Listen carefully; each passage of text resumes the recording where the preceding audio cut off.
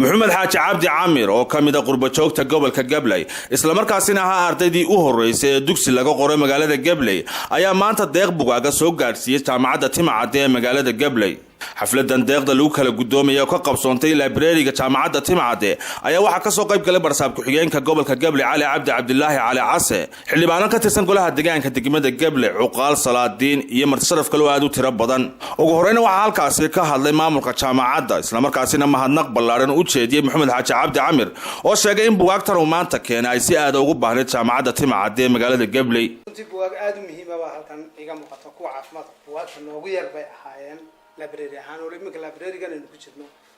oo intiisa badan ay qurba joogta reer Gabley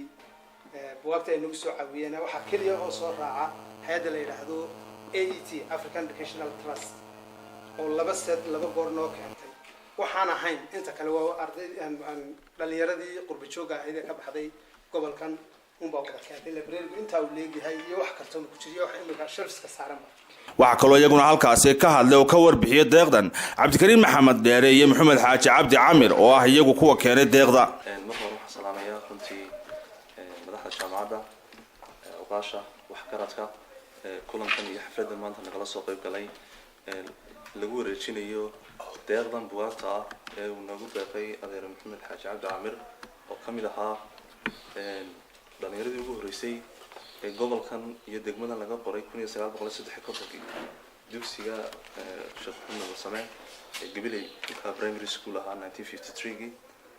isagoo dib u soo xasuustay deegaankiisa iyo degmadiisa iyo gobolkiisa iyo dalkiisa ee Canada ee waxaan leeyahay ugu horeeyay Gabley anigoo maanta tiyo jaamacad meesha ay marayso inaan imaado wixii aan ku soo tari karayna aan ku soo taro ay tahay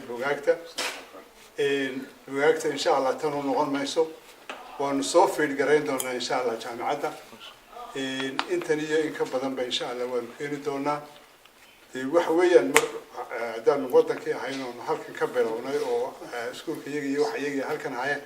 in waajibna loogu leeyahay wixii mataqaana kor baad qaban kartid inaad wadankaagii iyo magaaladaadii iyo degmadaadii ka qabiso sidaas ay tahay hadii alla yiraahdo insha Allahna tii u dambeysay ma noqonayso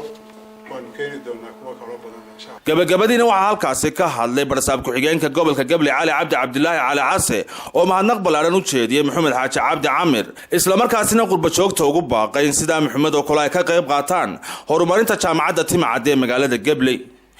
jazakumullahu khayran تعب كاوين وصو قريت جامعة